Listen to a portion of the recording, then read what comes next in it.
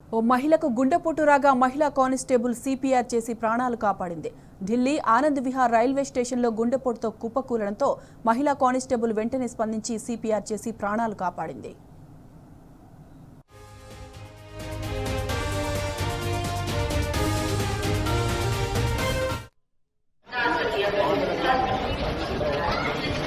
एक नंबर पे है वो डॉक्टर है या फिर कमांडर बैठा है? अनिल अनिल एक नंबर पे जो बैठा है अपने रेल का अस्पताल का उसे दबा एक नंबर पे जा हाँ जा बुला कर लाभ लगा जल्दी।